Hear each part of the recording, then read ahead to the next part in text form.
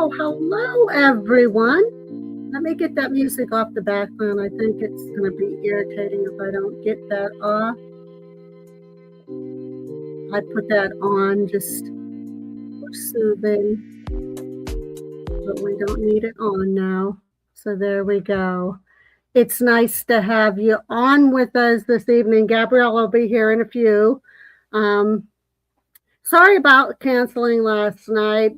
Somebody apparently hacked into my computer and they hacked in pretty badly. I mean, Tom is a computer genius. He built his computer like from the bottom up, and he knows all about how to get rid of viruses. He knows about hacking. He had a tough time with this one because somebody ended up taking over my computer somehow as a super user, and he had to completely try to get them out of my system and just put me as the user. And when he got it out, somebody caught on to him, come right back in and knew what he was up to. So he had to go to step 2. So he finally has it out of my computer. Hopefully nobody out, like he said, it totally boggled him, and he knows a lot about computers. So till we get Gabrielle over here, I always start with the weather. It hit, it said we hit 44 today. I think we probably got higher. I think we probably got closer to 50. It was damp today. It was raining. Right now they said it's 36 and it feels like 36. We're only supposed to drop down 2 more degrees tonight, so it's not going to get real cold tonight.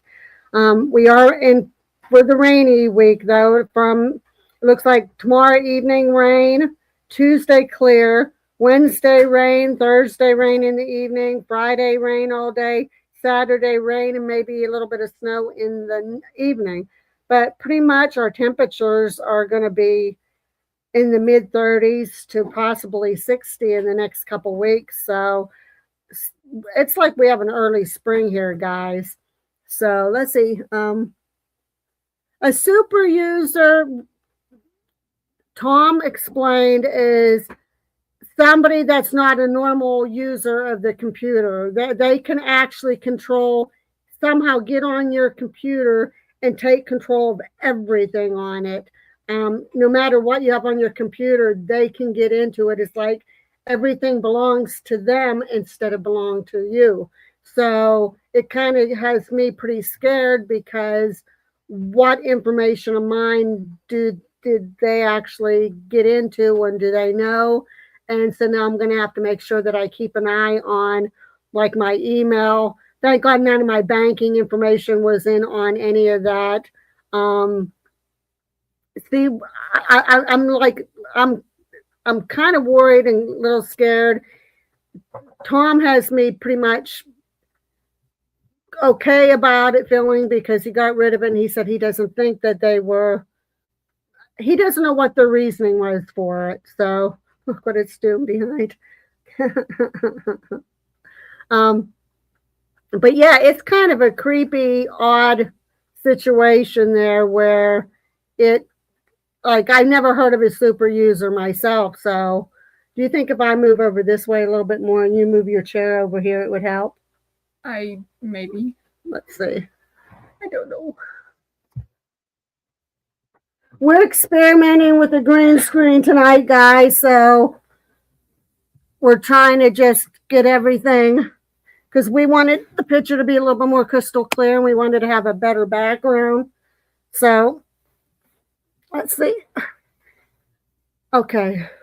As long as we don't move too much, it'll be fine. So if it gets too distracting, we can just do this. There we go. That'll help. So, Okay, so tonight's topic, if you've seen, it says the mysterious disappearance. As everybody knows in the media all over right now is the whole disappearance of Nancy Guthrie, who is the mother of news reporter, journalist Savannah Guthrie. And she's 84 years old, and it's been 2 weeks now, and she disappeared. They don't know what happened to her. I don't have good feelings on the outcome on this, but we'll see, because they did confirm they found a bloody glove, and they said the DNA off the glove did match the suspect that they have in line of questioning. So let's see what happens here. But that's way before Nancy Guthrie. There has been other mysterious disappearances that are still cold cases. And a couple weeks ago, Gabriella ran across one, and she says, Mom, I really want to have this on one of our shows. So she did some digging up on it, and that's what hers is going to be. And then to follow up on hers, I saw we just did the Jersey Devil, and Project Fear ironically went to Pine Barrens, where the Jersey Devil legend stems. And apparently, and I think I did mention it very briefly on my little research that I found, there was a very strange disappearance that took place there too. So if we have enough time after hers, I'll delve into that disappearance. And they're both still cold cases, has everybody boggled, and they're both strange in their own ways. So with that being said, Gabriella, and ask any questions. So if you have any questions whatsoever, I will Linda, I did not come from the fridge. I was making a cup of coffee, and I came from over at the apartment. Thank you very much. I made a cup of coffee. Hi, Cactus. Cactus in half. Gabriella, you know what I saw on here and I didn't realize? What? Just bear with us for a couple seconds, guys. We had that little machine that your dad got me. Look at this. Yeah, it has sound. Yeah, I did not know that. And it has that background music. I had some background music on there playing, and I told you about that after we even. I didn't realize that you told me that it had those type of sounds. Yeah. So I must not have been paying attention. So it's like boom. Okay. Okay.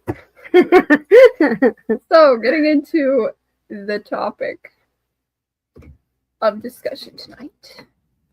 So little backstory. Dylan likes watching this guy who has like his own podcast and things, and he likes to talk about mysterious disappearances. He likes to talk about mythical creatures, cryptids, like all these crazy things. Well, one night when we were about to go to sleep, I saw and was hearing this story, and I woke right back up because I was like, that's interesting. And so I was like, I need to find the full story because I was already like half asleep when it was happening. And then I did, and I researched it all, and boom, now it's here. So the topic is the mystery, or, well, I put as the title, The Mystery of Brandon Lawson, but it's more of a mysterious disappearance of Brandon Lawson. It almost ended the stream. Oh, geez. So the circumstance is Brandon Lawson was an oil-filled worker and father of 4.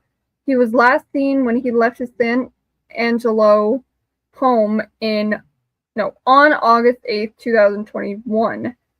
At approximately 11:53 p.m. after a spat/fight with his common-law wife, Ladissa Lofton. Wanting some cool-off time, Brandon called his father and set off to his home. While en route, he called his brother Kyle for help after running out of gas on Highway 277 near Bronte, Texas. I think it's Bronte. The E might be Bronte. It could be Bronte. Probably Bronte. Okay, Bronte, Texas. I don't know. I ain't no cowboy. That's my girl. Okay, so Kyle and his girlfriend Audrey phoned Ladissa to tell her that Brandon ran out of gas and he needed their gas can. Ladissa told him she would leave it on the porch as she was heading to take a shower and go to bed. Kyle's check did not clear in his bank account, so he had no money to fill the gas, but figured when he got to Brandon with the can, he could drive him to Stripe's convenient mark, and Brandon could pay for the gas, and he would drive him back to his truck, and he and Audrey could be on their way back home, but things did not work out that way. Dun, dun, dun. What is known next is that following his phone call to his brother, something happened and Brandon phoned 911 telling dispatch he was in a field and needed help and that he needed a cop. The dispatcher heard Brandon say, "I ran into somebody," and responded to him, ran into them? Damn it. Okay. And then another call was made to 911 by a passer, by a trucker, regarding Brandon,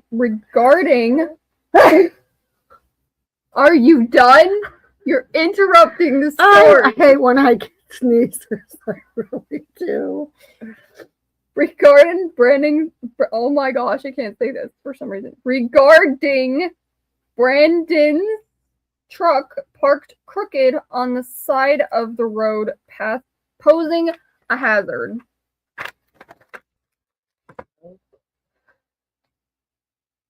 Another one's gonna come.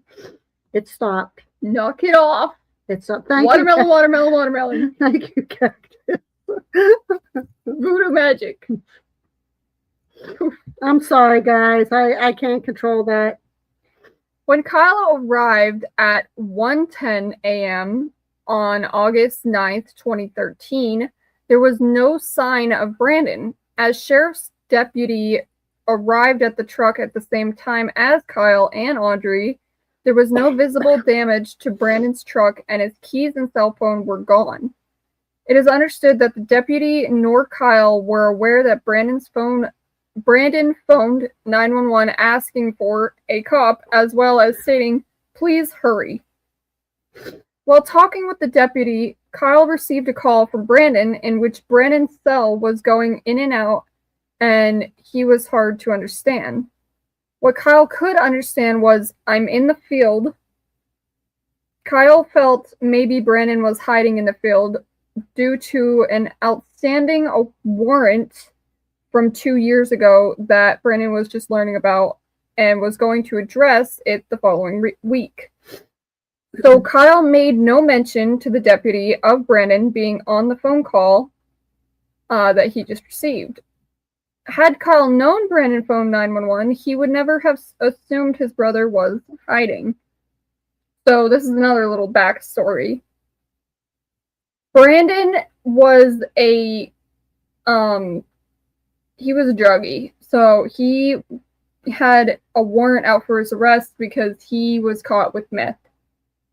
And they were going to try to arrest him. He was going to talk about it because I guess it got kind of like thrown under the rug for some reason, which is very suspicious. But he was going to tell them and pay his warrant like whenever he could. But since his brother knew that he was a druggie and everything, he just assumed that he was hiding in the field from the cops.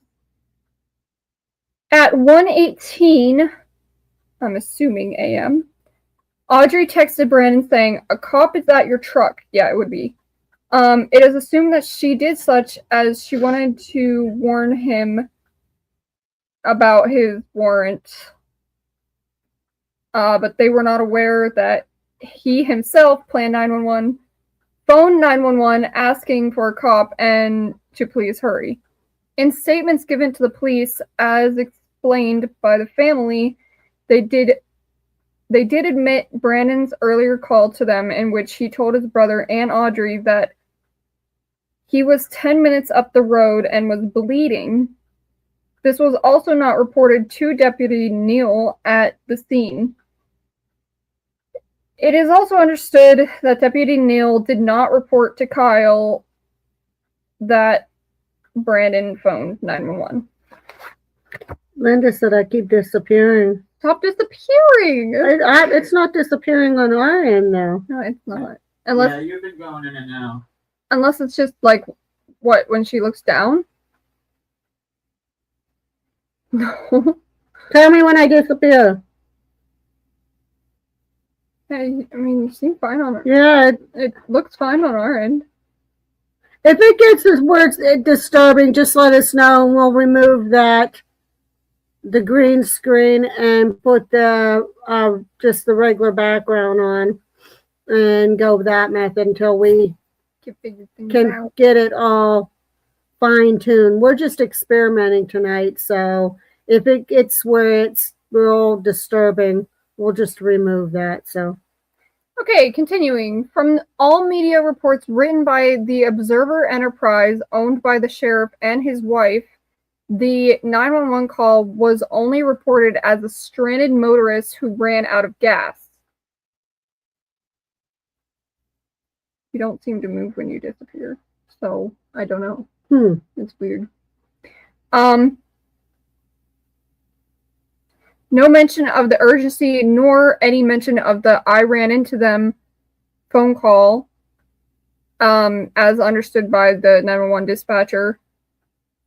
The deputy put emergency flashers on, locked the truck, and proceeded to leave the scene and arrange for a tow in the morning. According to reports, the deputy drove up and down the roadway to see if he could spot Brandon walking. Kyle and his girlfriend left the empty gas can in the bed of the truck, thinking if Brandon came back, he would have the can and would retrieve gas. They began to look for him when morning came and still no sign of Brandon. Kyle's money was available in his account, and he went back to the truck and filled the can and returned it to the truck. At this point, he was now starting to become concerned and felt that Brandon may not have been hiding and may have been in trouble. In talking with investigators, he now gave them the full account of Brandon being on the phone at the time the deputy was at the truck. It wasn't known by Brandon's family that he called 911 until Brandon's wife, Ladissa, saw an itemized cell phone transaction providing the law enforcement that the call was made, provided by the law enforcement. From the time he'd gone missing to 2014 initially, limited searches, I can't read my own handwriting. it's sure is a lot neater than what mine is in my notebook. From the time he'd gone missing to 2014, initial limited searches by local law enforcement yielded no results. From 2014 to 2021, the case was featured on podcasts and social media, raising questions about the 911 call and the potential police cover-up. February 2022, a private search team discovered clothing and human remains within a mile of the truck, significantly expanding the search area from 2013. December 2024, DNA testing confirmed the remains belonged to Brandon Lawson. No official cause of death was released due to the decomposition of remains over the nearly 9 years. Now, you said there was some variants of there are different stories. I'm going to remove that while you're doing that, and we're going to... A floating head. Yeah. Just go ahead and just... There are different varies of the story for some reason. The one that the guy was talking about, he gave the backstory on the brother having, being a, I think that made it worse. No, we're going to go to the back. We're going to just do this. Just go ahead and keep on talking, guys. Don't mind. We're just going to go to the... I think, what was I saying? Oh, in the story that I heard on YouTube. Is it down here? Where do we go back to our regular? Yeah. Down here? Yeah. In the visual effects. And just none. Voila, we're back. There we go, guys. Be mirrored again. Yeah, put it. Yeah. I'm not on the left and you're not on the right. I really don't like being not mirrored.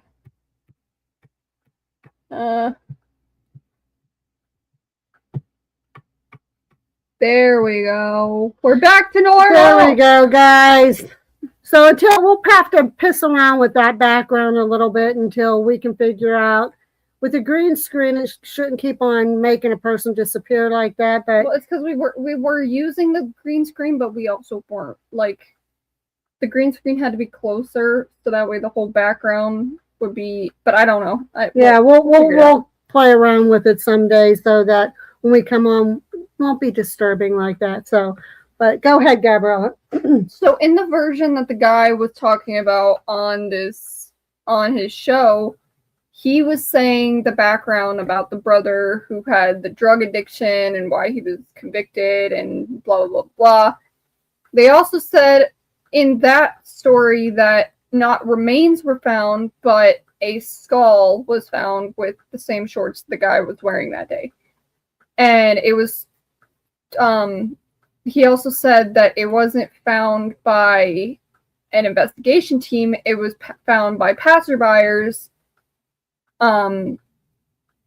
just walking, and they saw and they called the police and said, there's a bone. There's a bone here, and you know what? I don't like the looks of it, so you better come and do something about it. And yeehaw. We should be making fun. Somebody lost a family member, for crying out loud. I'm sorry. I'm a horrible person. Goodness gracious. I already have my front row seat in hell ready for me. Boy, oh boy, how wicked rude. But anyways, so that was one of the versions of the story. I was trying to find more, but it seems like it was only these two. Like this one was from the actual like police report and things going on during the time period. The one that he said, I don't know if he found it like through social media and the people who had like conspiracies about what happened and whatever, but this is the real version of the story. And they're still confused. There are actually people still on like Reddit and everything saying Didn't you say there was a question? Didn't you say there was a question too about the 911 call? Oh yeah. So you could find the 911 call of Brandon Lawson during this time period. And in the background, when he called the cops at first, which I don't understand who the 911 operator was, but she needs to be fired because she didn't understand the damn thing he said. And she literally in this one part heard him saying that he ran into somebody, and she responded, ran into them, okay. And then that was it. That was the end of that conversation. Like, who, you wouldn't be like, can you describe who you ran into, sir? Or like where you're at? Or, you know, like a normal 911 operator would say. No, she said, okay. Bitch, please. So anyways. That's weird in itself, it is. Then during that same 911 call, he said, I need help. And you could hear 3 men that were supposedly chasing him in the background, mumbling something to him as he's running and calling 911.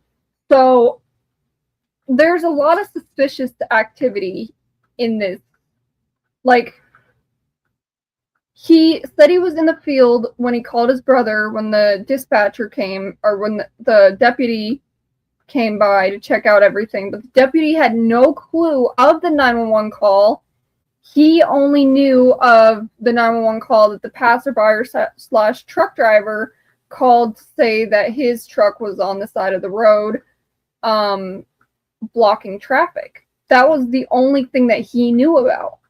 And then later, during the whole investigation, is when the 911 call came in to be a thing for some reason. You would think that the 911 dispatcher would be like, oh yeah, there was an urgent 911 call here earlier, couldn't understand what he said, but you might want to go check it out, or, something on the lines of that. But no, that didn't happen until later. And then the only things that show up after 9 years is his remains and his shorts. And even that, the story's changed, because some say it was the skull found by a passerby, and the others are saying that it was officials that found it. But the whole skeleton. So what's the real story here? And what is there a cover-up? What's going on here? Yeah, it makes no sense. And why did they never try to investigate, like, maybe the three... When they were searching, wouldn't they have seen, like, footprints or like sign of struggle or something with the brother going missing? Like, I feel like they didn't do the best, like, searching job they could have, because there's no way that you didn't find any sign of this man until 9 years later, and he just randomly ends up a pile of bones on the side of the road with his freaking... Well, it seems like there's so many red flags there, because you had said that he was in the trouble with the law. There was a warrant out for his arrest, but when he first got in trouble, he didn't get in trouble. They kind of brushed it under the rug. Then all of a sudden it came out and they were after him. Like, did he know something? Well, no, I think so. They gave him time. I don't know how to explain. It just sounds weird. Yeah, so they had a warrant out for his arrest for 2 weeks, apparently, when they found out that he was, like, doing drugs and I think had illegal guns or something in his house as well. But they gave him time and everything, and then I guess I honestly don't know what happened during that time period. Like, if he was hiding, if it was a normal thing for him just to run off somewhere, like... It seems like there's a lot of questions even stemming from around that time, that, like, all of a sudden there's a warrant out for his arrest, and then he's making this frantic call that he needs help to the 911, and in the background it sounded like there was somebody there. Yeah, let me see if I can find that 911 It just seems like there's a lot of big question marks right from that time period when the 911 call that was made, and or even a little bit before, and possibly pertaining with the law. Okay, this is, I guess, his 911 call. Shit, that's a podcast.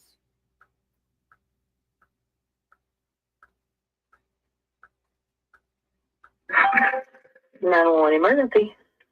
"Yes, I'm in the middle of the field. The tape was just pushing guys over. Right here going towards Javelin on both sides. Not sure if they're out of gas. There's one car here. I'll take it to the woods. Quick hurry." "Okay, now run that by me." "I'm not talking to him. I told you I didn't know him." "Ah, you ran into him. Okay." "That's the first guy." "You need an ambulance?" "No, I need the call." "Okay. Is anybody hurt?" "Hello?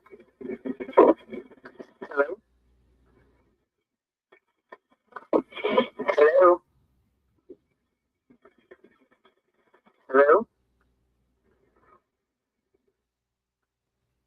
You could hear, like, rustling and stuff and people in the background. Wow. So basically what he said was, because you probably weren't able to hear that very well. He said, "Yes, I'm in the middle of a field. Just pushed some guys over. We're out here going towards Abilene on both sides. My truck ran out of gas. There's one car here. A guy's chasing me through the woods. Please hurry."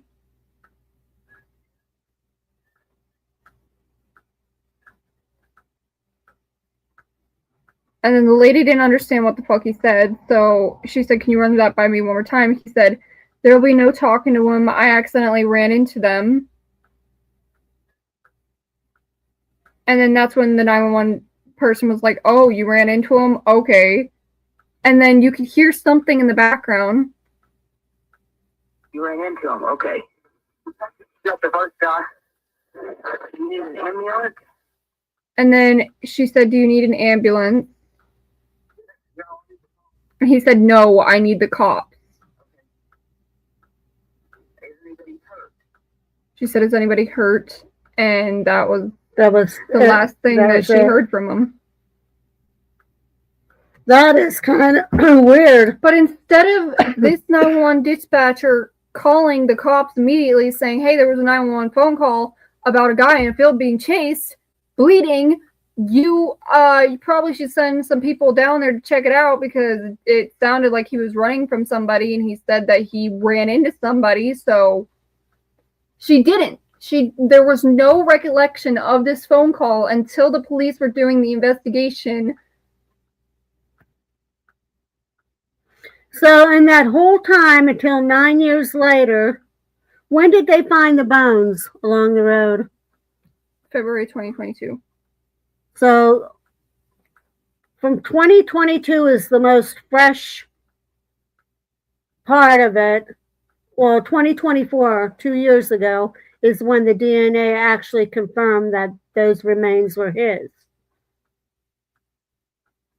But there should be some type of clue somewhere.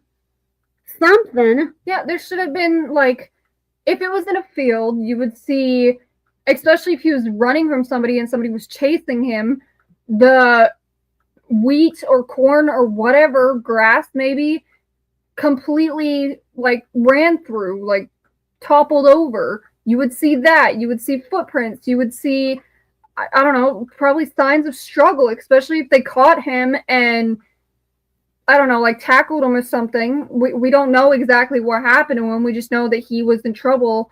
And even though he had a warrant out for his arrest, he said he needed the cops. Now, here's the strangest thing that you brought up to my attention, which makes sense, and it makes it even stranger. From the time that took place to the time the bones was found, and they said the bones were found right along where the truck was. Yep, within a mile. And Gabriella brought up a very valid point. How could all these buyers and everybody going along this road, nobody noticed any bones before, and then all of a sudden on that time period in February of 22,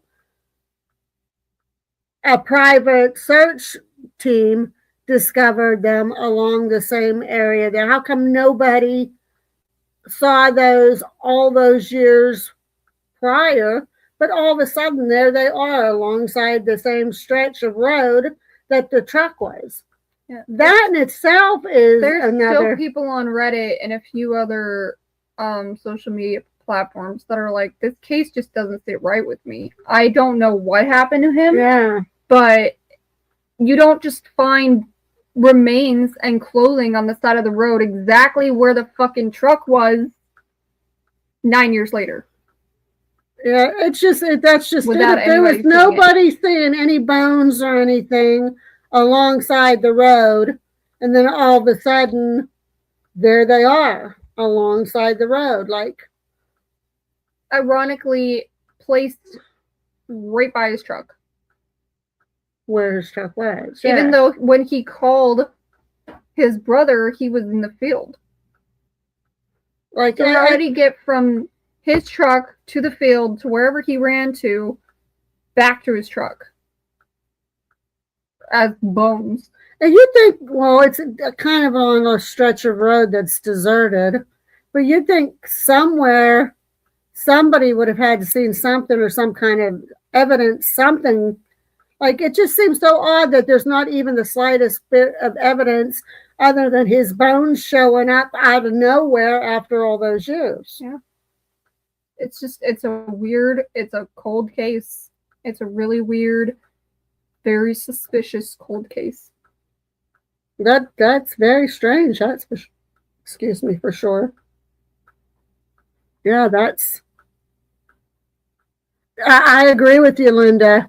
I don't know who's responsible for the search and investigating and that into it, but there seems to me that there should have been a lot of clues and a lot of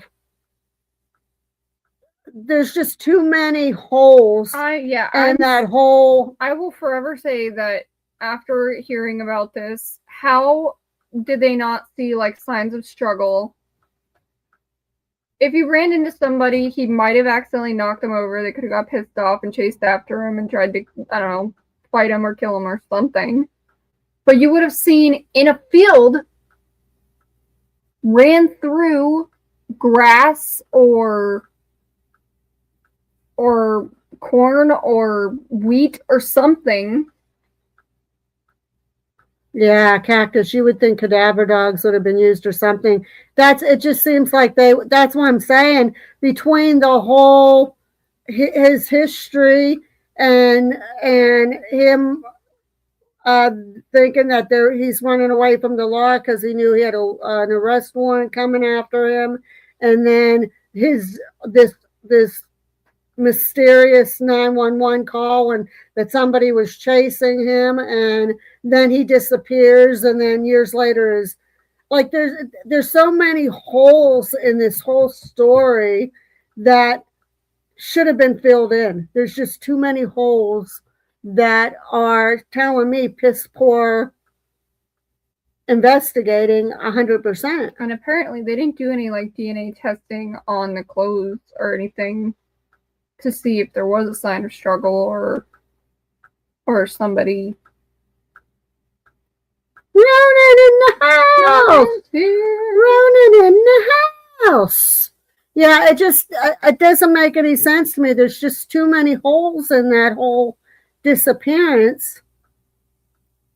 And if him and his brother rather, and the police and that, if they did any like right immediately, like where did he go, especially considering the 911 call, there should have been, like you said, weeds pressed down where he was in the field. Something out of place, something out of place there, and they're saying that there was absolutely no trace of him. It's very suspicious. Something's just not right. There's just too many holes that weren't filled, and it sounds like to me shoddy investigating or a cover-up or something. Yeah, something's just not right. Well, they were able to confirm with the DNA. The DNA testing for his remains confirmed that it was him. But they didn't. I don't think they did any. Couldn't find any research on them doing any like DNA testing or swabbing or anything of the clothing, which I think would still be there if somebody had attacked him or, you know. Well, I think what she said, but with that length of time, the DNA would be either gone or contaminated. That's what the decomposition of the remains made it hard for them to figure out what the cause of death. About the remains. No, I know. I'm saying about what Linda's comment was. I think that's where she was going with it, possibly. I'm not sure. Yeah, well, I'm talking about his clothing. Yeah, the clothing that was found there. I don't know. I would have tried to do some fingerprinting or hair follicles or something on it. Yeah. Something. It's just, like I said, it just sounds to me like either cover up or shoddy investigating. There's just a lot that there's too many holes in that whole story. If I was the family, I would be I think I would be already filing some lawsuits and that, like, what's going on here? Like, how come there's... Well, that's like the poor guy's wife didn't even know that he did the 911 call until she saw phone records. Where was that?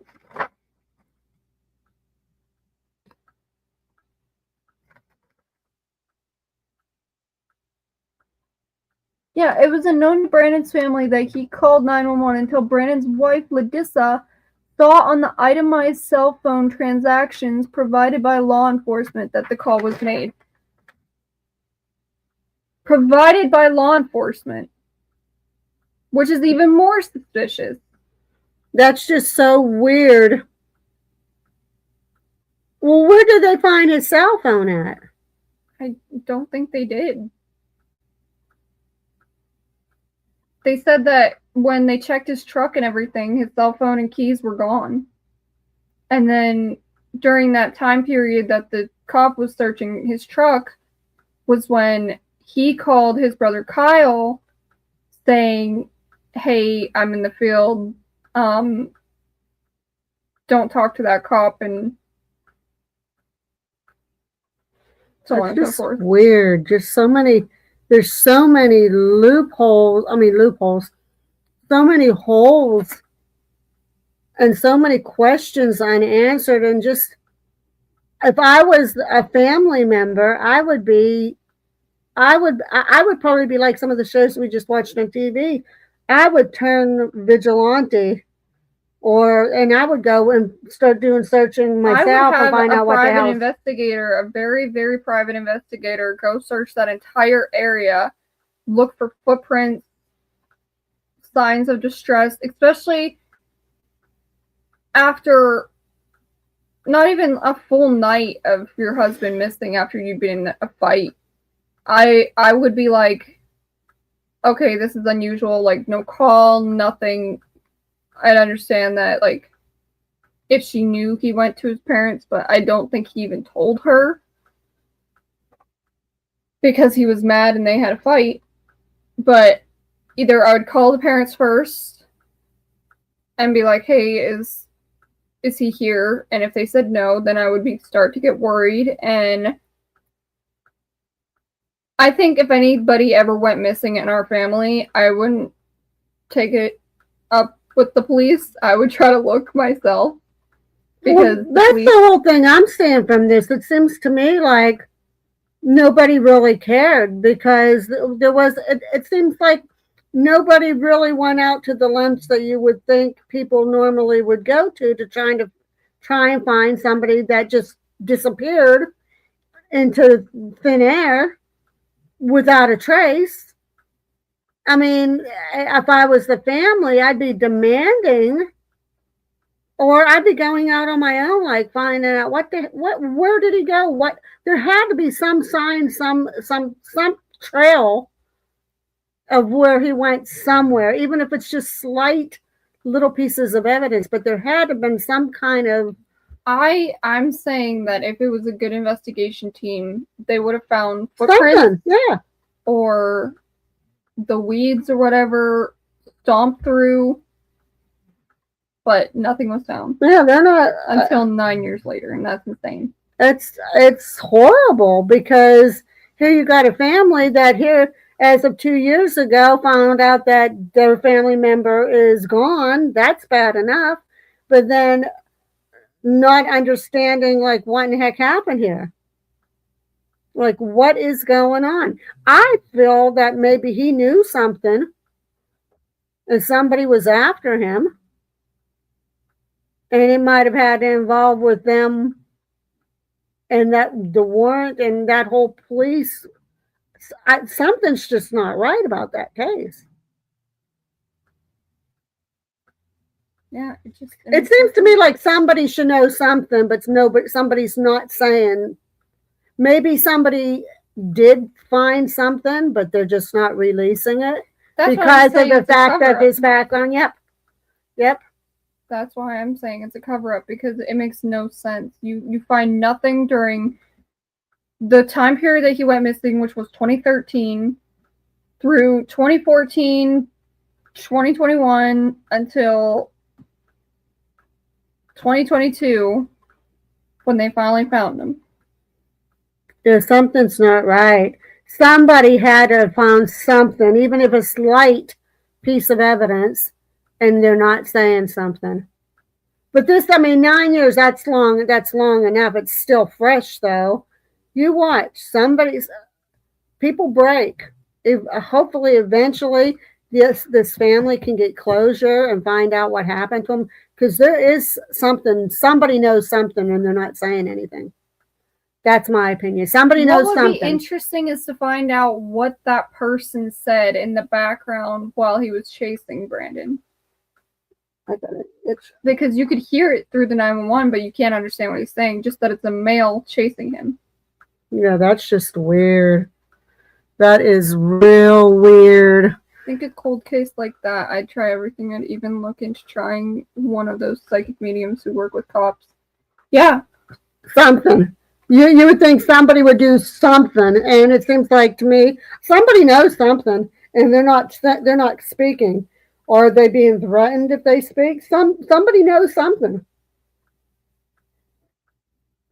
They have to, and then for all of a sudden, bones and that to just show up out of nowhere along the same stretch that people travel and nobody saw And it. unfortunately, there are a lot of crooked cops.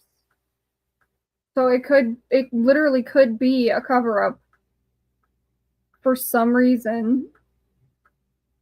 Like, but I have a feeling we'll never know. Yeah, I'm going to save mine till Tuesday because we're going to be going on an hour mark here soon, and I have to watch my hours. Of course, we can go watch straight on YouTube if we have to, but this case here, like, does anybody have any questions else about this or any comments? Because I'm sure that people.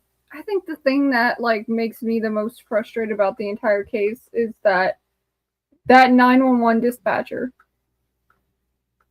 Why, as soon as that 911 dispatcher got that call and it ended abruptly, she didn't send any cops out there to investigate? And you could hear the urgency in his voice, and he said, "I need a cop." So why didn't she send one out there? Why did there have to be a truck driver passing by to see his truck on the side of the road saying that it was a hazard for the cops to come? And That's the what I'm saying. cops having no recollection of this 911 phone call in the first place. Yeah, see, that's what I'm saying. There's too many things that's not adding up together. The dots aren't connecting, and there's too many holes. Because somewhere somebody knows something, and this poor family is paying the price for it because somebody knows something and somebody's not speaking up. And now, were they paid not to speak up? Were they threatened not to speak up? There's more to this story than, of course, obviously what you found, because there's just too many holes and too many gaps and too many question marks. Something smells rotten in Denmark. I'll have to read some of the Reddits and stuff of people with this case and see what they're saying, because I wonder if you would be able to find any. I wonder if it had made the news and it did. Newspapers. See what the newspaper, if you could find any newspaper articles, something. It's just weird. Do you know if the family ever came out and made a public statement? All I know is that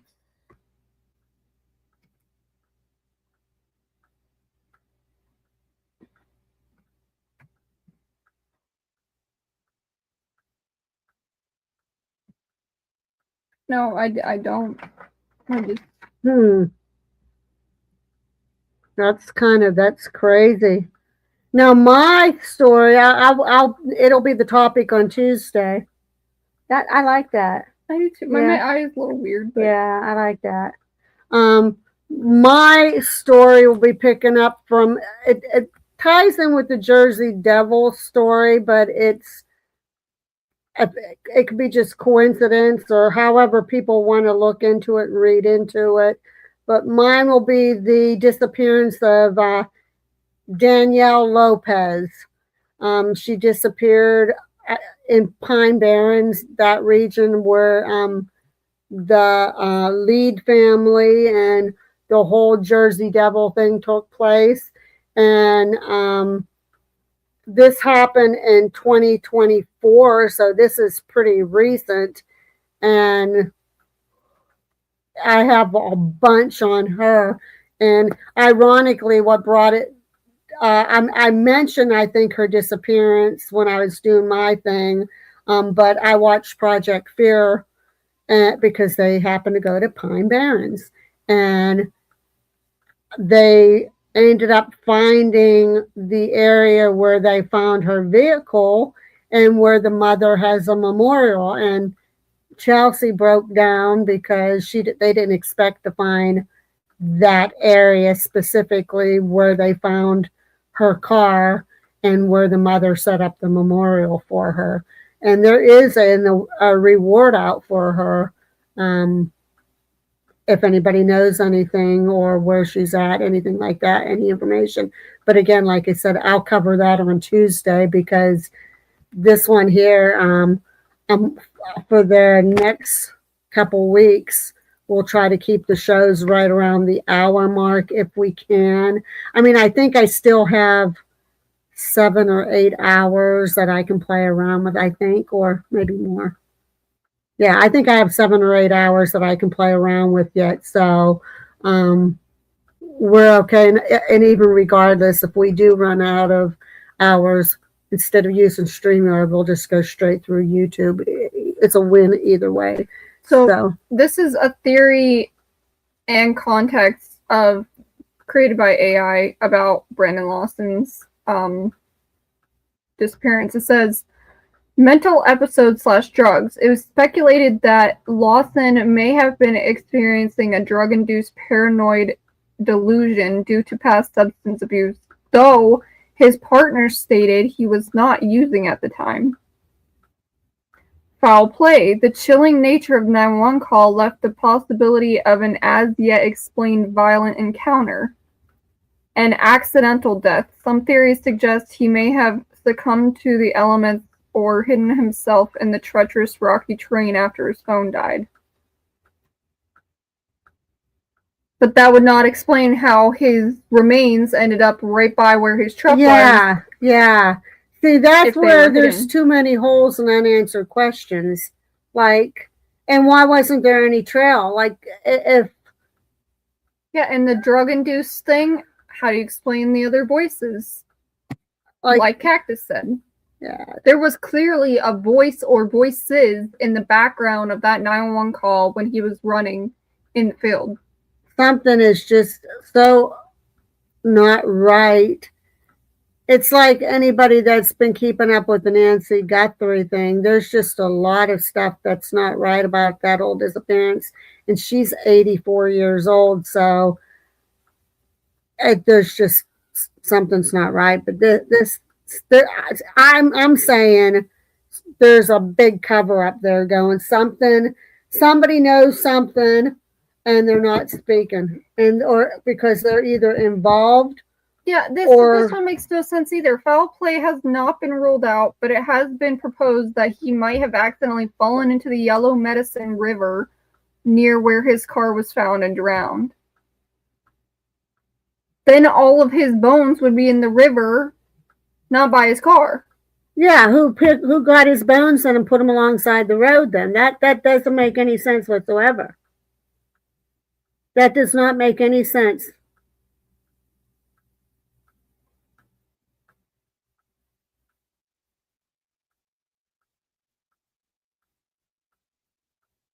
Too bad. I wonder. See, and the river was not deep or fast enough to carry him. They never.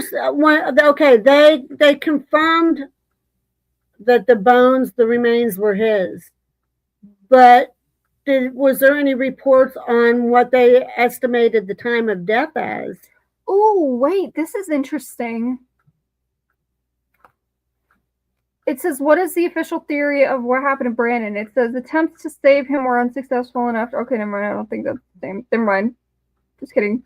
Well, I'm curious. So they found the bones. The DNA testing confirmed that they were him. See? Yeah, that's weird, isn't it?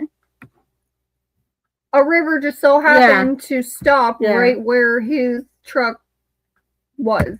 Well, my question is, they were able to confirm that they were his bones. Is there somewhere where they can confirm through the DNA what his time of death was. Like, did he die that day? Did he die 2 weeks later? Did he die? I don't think they would because of the decomposition. They should still be able to take bones. some DNA out of the bones to be able to tell how long, because they can tell out of bones how long, what time period a person died. Yeah, I don't and know. with the DNA that they have now, the testing, they should be able to. And why isn't that out? Why isn't that released? When did he die? During the time he was missing? Did he die later on, right before the bones was found? Like, because somebody could have held him captive and was torturing the shit out of him or something, then all of a sudden killed him and put his bones there. Like, and how long does it take for bones to decompose? They probably killed him immediately, come to think of it, because if they found badly decomposed bones, it probably would have taken probably the 9 years for them to decompose that badly. But there's just too many unanswered questions. Let's see if there's anything in this version. Called his brother asking if he could pick him gas. Option had to get down.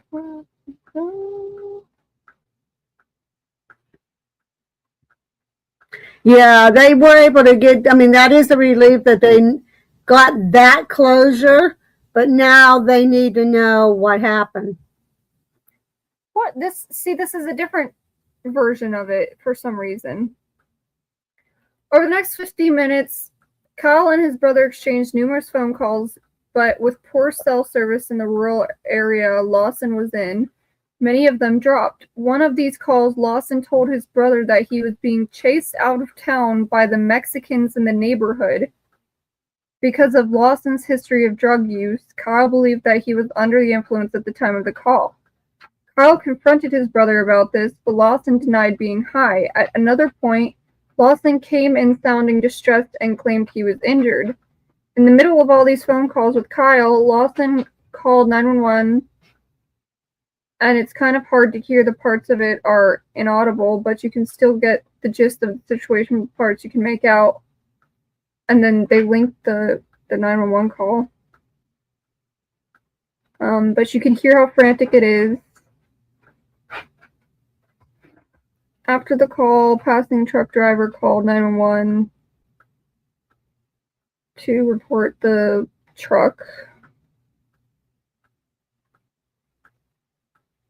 Then Kyle calls Lawson at 1:18 a.m. asking for his exact location. On this call, Lawson sounded out of breath, as if he had been running, and told Kyle he was injured and bleeding. He told him to hurry up. Kyle assured Lawson that he was on his way, but didn't think too much of it at the time.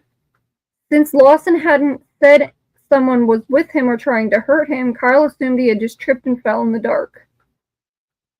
Kyle arrived at the truck at around 1:30 a.m. At the same time, Chief Deputy Brandon Neal also arrived in his squad car. Neither of them were aware of its frantic 911 call.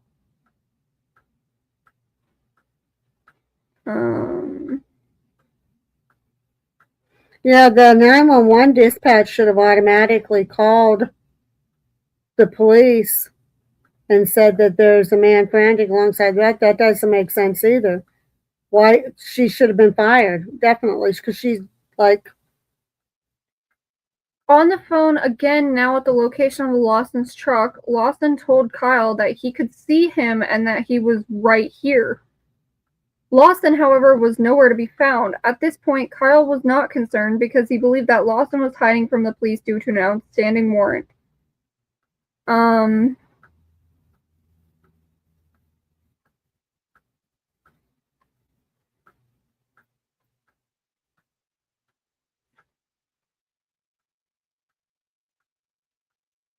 Cactus said, did he sound intoxicated or under the influence of anything?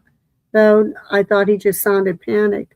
He didn't sound like he sounded very coherent. And you can clearly hear somebody else in the background of the phone call. So even if he was still telling the truth. There was definitely somebody chasing him. But his voice didn't sound like somebody that was high or intoxicated. I mean, yeah, he had slurred, but that was his accent. It had nothing to do with it. He sounded panicked, not intoxicated or high or anything. Neil eventually left, and Kyle continued to search around 4:30 a.m., only taking a short break sometime in there to bring his young son something to eat.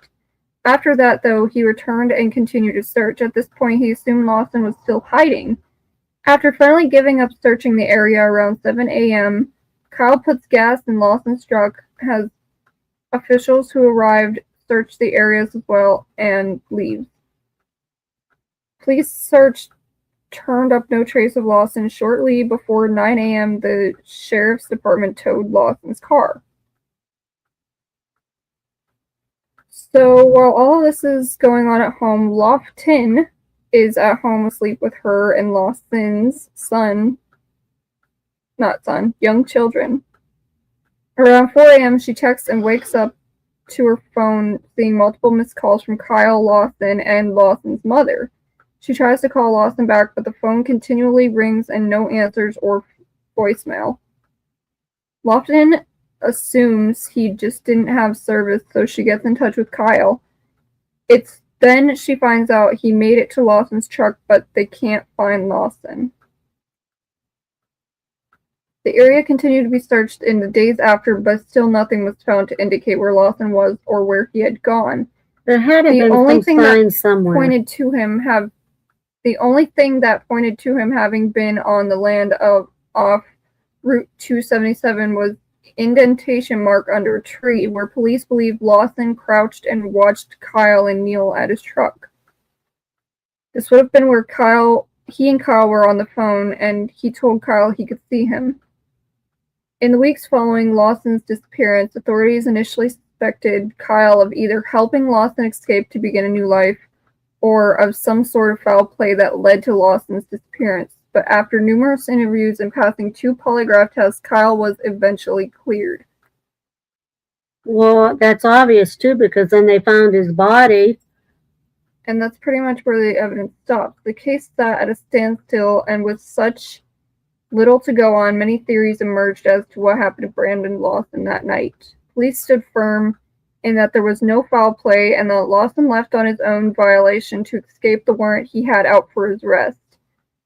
The terrain of the area he disappeared in is very rocky and backs up to the Colorado River, which was only about knee-deep at the time due to drought. Because canine searches never brought up any conclusive results, police believe he either hitched a ride from Route 277 or left on foot across the river.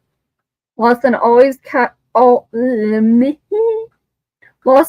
also cashed out his 401k shortly before disappearing, causing police to further point to the idea that he chose to leave on his own. His family, I don't know what that word is, vehemently? I can't say it. V-E-H-E-M. Vehemently. What the hell does that mean? I'm not sure. His family disagreed with the theory, saying he would never leave his family like that. Also, it is also unclear if Lawson ever received the money from his 401k account and his final paycheck, which had been directly deposited to his account the day he disappeared. Like they were continuously on it for them to. That's what that kind of means. Like they were It is also unclear if Lawson ever received the money from his 401k account, and his final paycheck, which had been directly deposited to his account the day he disappeared, remains untouched. Well, it's obvious that he was going away. I mean, it was obvious. Some people believe that because he knew that there was a warrant out for his arrest, so obviously he was going away. He wasn't going away, though. He was going to his parents' house because he had a fight with his wife. Yeah, but I think that's partly the excuse that he told her. I don't think he didn't tell her. She didn't know where he was. There's just too many things that's not making Some sense. people believe Lawson got lost in the rocky terrain that night, eventually succumbing to the elements. The environment he was in that night is heavily inhabited by poisonous rattlesnakes and feral hogs, which could have been a factor. Others gave the side eye to the truck driver that called in Lawson's vehicle, wondering if he had anything to do with the disappearance. There's no evidence of this, however. So, although the area where Lawson went missing has been searched several times over the years, there was one specific spot that was off limits until 2022. Prior to now, the property was private, but it had since become public land. Lawson's family and a group of volunteers decided to search the area and found clothes that matched that he was wearing that night he disappeared. Immediately upon this discovery, they then called Texas Rangers. In February, Lawson's family posted an update on Facebook that read, "The Texas Rangers conducted a search that ultimately led them to discover human remains in the same area. Although DNA tests were needed to confirm identification, in our hearts we know that this is Brandon." As of November 2022, the results of the DNA test had not been made public. If the remains are those of Brandon Lawson, they will undoubtedly bring closure to his loved ones, but there is the possibility that it may not be the answer they have been searching for all these years. There's just no definitive way to tell until those DNA tests comes back. And they didn't get that until December 2024.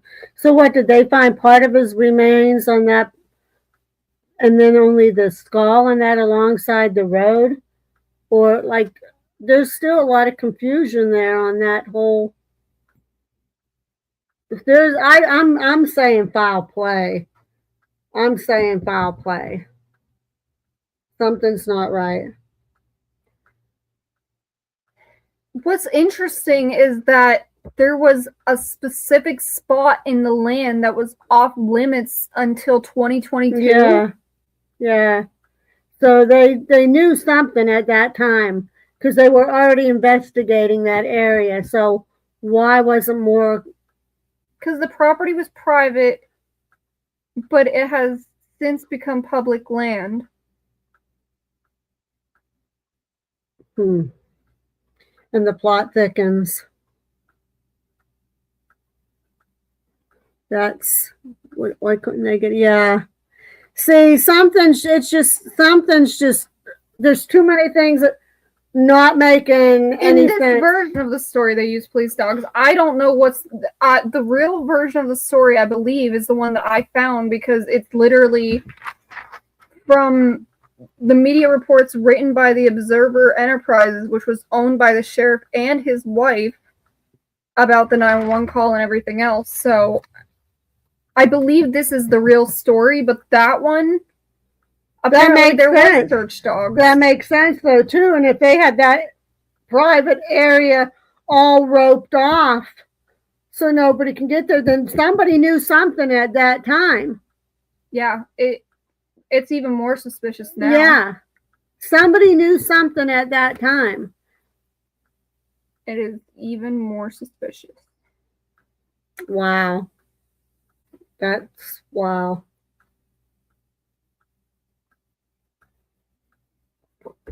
Well, guys, we're at a little over an hour.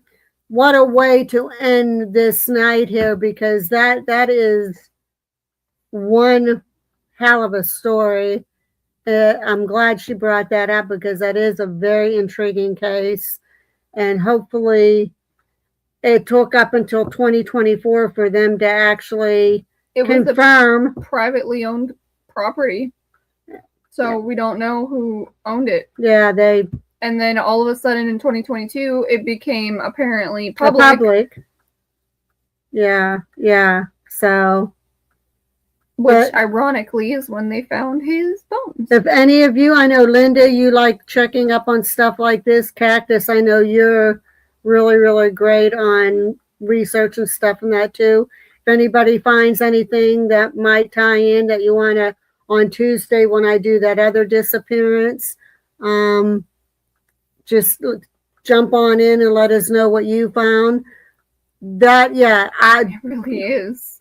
It's very frustrating. It's actually very disturbing too, because it sounds like to me that there is a lot of things, people know something. I think the crazy part, even reading like that version of it, is that the brother thought that he was on drugs and didn't think anything of it. And then, because in my version of it, his brother thought that he was hiding from the police. And then he got concerned after a little while when he wasn't getting a call back or when the police left and everything. And he still wasn't showing up. And then that's when he contacted the police and said, blah, blah, blah, blah. In that version of it, it made it seem like the brother was an asshole because he thought immediately that his brother was on drugs and was having a manic episode in the middle of the field. Well, see, the thing that bothers me the most is in that time period where they said they had that area roped off. They obviously suspected something. They found something. There was some reason why they had that area roped off. And if they found remains and clothing that matched, somebody knew something. Why did it come clear until 2024 for them to actually confirm the DNA? And why is it still, why are there so many unanswered? Did he die in that area? Was he dragged to that? There's too many things that's so not right and so unanswered. And that poor family, they got closure as far as his death, but there's now that a whole new line of things that has to be bothering them has arisen from 2024. That's just unreal. So I'm gonna have to see if I can find any more research on that and see if there's any more of the phone calls that he made to anybody else, even though some of them apparently did go through. And Kiwi said the poor kids, there's there was 4 of them. Family without a father, and nobody has any answers of what happened to this poor guy. But anybody finds anything, like I said, on Tuesday, I'll be doing my disappearance thing. In the meantime, if anybody watch, I think it's about the second half of a Project Fear, even if you're not a fan of theirs, about the second half. It's Chelsea, Tanner, and Connor. They're driving down this road that has a bunch of big puddles and almost like a pond, actually. Like they couldn't even drive through some of them. And they end up coming to that spot where she disappeared, where they found her car and where the memorial is. And Chelsea literally, she broke down because she said, I can't believe that we actually found the place where she went missing. So, but I will be talking about that on Tuesday. Guys, I'm glad that we have this gathering, Gab. I'm hoping you feel very comfortable, like you're here in the living room with us, and that nice, relaxing, intriguing subject tonight. Fascinating. As always, we cannot thank you enough for tuning in and joining us again. And we'll be back on the other side on Tuesday and then again on Thursday. I'm not sure what Gabriella will. I'm going to try to find that other case that I was talking about earlier. Okay. So, like I said, I don't remember what the guy's name was. Okay, I'll put tomorrow probably the thing for Tuesday and Thursday for us. But in the meantime, we want to thank you so much. You guys are the best fans, supporters of anybody. We've got the best audience. We really do. So, and friends. Gabby, go get us some snacks. Go get us some snacks. We'll be waiting. I didn't order another Universal yet because I be Poe. But we do have the one coming in. It comes out on March 1st. So it's usually about a week to 10 days that it ships. So probably the first week of March going into the second week of March is we'll have our next one, unless something comes up and I am able to get another one. So, but until then, thank you for joining us on the other side, Gather and Gab, and we will see you again on Tuesday. So bye-bye, guys. Bye, guys. Love ya. We will see you then. Thanks for joining. Sorry.